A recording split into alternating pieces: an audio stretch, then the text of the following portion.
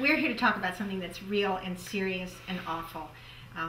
We're here to talk about bullying. And like many of us, we've heard the awful stories of gay, lesbian, bisexual, and transgendered youth who've been bullied at school, so much so they feel they have no choice but to take their own lives. But of course, there is a choice, and we are here to join a chorus of voices to let you know it gets better. The world is full of loving and accepting people, and you have something to offer it, but only if you are here. I was raised in the Pennsylvania Dutch country in the 1960s. Beautiful, yes. Progressive, not so much. Everyone there seemed to know I was a homo long before I did. I wasn't good at sports. I didn't like sports. And as a result, I was ostracized. I was bullied by a couple of guys on my floor in my dorm who didn't like that I was gay. I remember I would pray that it would kind of go away and that I wouldn't feel that way. My last year in high school, I was going to school one day when got to a pep rally and directing the band. A whole group of kids in the band had decided to get jerseys, which wasn't really that uncommon in high school, but the jerseys said in bright orange letters on a purple background, "Kent's a queer." I was clearly the only Jewish lesbian in Hawthorne at the time. What I wanted more than anything in the world was a family.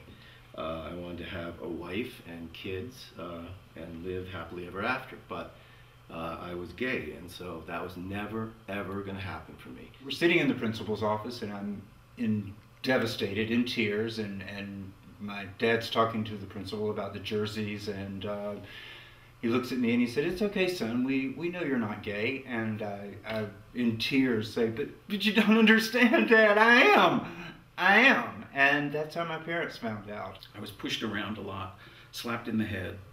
My books were destroyed, my locker was vandalized, my head was banged against the locker, and I could look forward to that every day.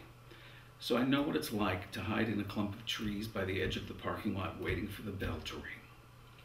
Knowing that it's better to get punished for being late to school than to be constantly humiliated in front of your friends in the hallway. There was about 4 or 5 years where I spent kind of wishing I wasn't really on the planet. I became really depressed.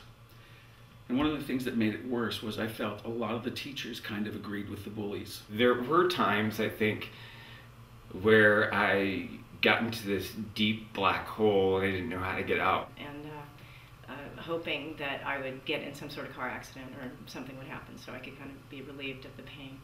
I was ashamed to go to my parents, and I thought about killing myself a lot. I had pills lined up, and I was ready to end it. I couldn't take it anymore. And there was something inside of me that just said, if I can wake up tomorrow, it will be better. And I don't know how it will, but it will. And so I didn't take the pills. I went to sleep.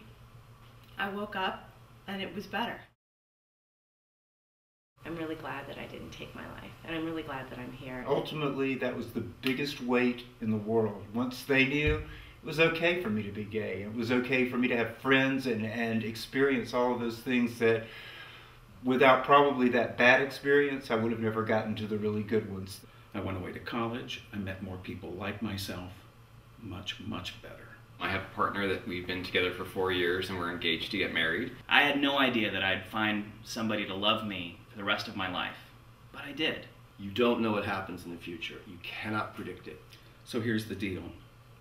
I've got it all. I'm happy. I've got a great job, wonderful friends, a husband. And if I had made an unfortunate decision as a frightened teenager, I might have missed all of this. Don't be scared to take a breath, take a step back, and just hang out for one more day, because it's going to get better. It's going to change. I've had many people come up to me years later to say that they were sorry, and that actually meant a lot.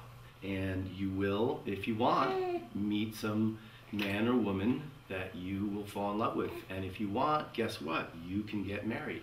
And if you want, guess what? You can have a family too. Just hang in long enough to get to the point where life starts to find you. Because the world deserves your original, powerful point of view. This country is changing. It's changing every day, and you deserve to be alive to see the change. You deserve to be a part of the change. And live to tell your story. You might help other kids, other young gay kids like yourself, realize it's great to be gay. It is okay to be different, and ultimately you'll find out that you are not alone at all. There are so many people out there who are just like you. This is my daughter.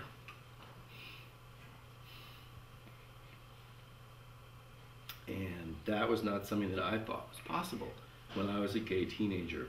Don't let go of your dreams. It will get better. I'm living proof. So go love yourself. Be a little too fabulous. And we can't wait to see who you become. So please, reach out for help if you or someone needs it. Now, this isn't the only video that's going to tell you this, but we all stand behind the one thought and the one hope to tell you that it does get better. There is hope. There is help. The truth is, it gets better. And I didn't think it could, and it does. It gets so much better. It's going to get better.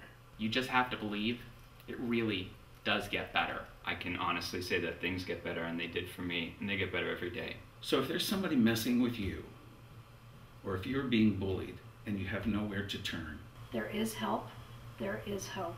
Don't make any rash decisions. Get a hold of somebody. Tell a parent, a teacher, a friend. you have a resource that I didn't. It's called the Trevor Project. You can call them at 1-866-4U-TREVOR. Or visit their website at thetrevorproject.org. Things can only get better. Things do get better. They do. Thanks.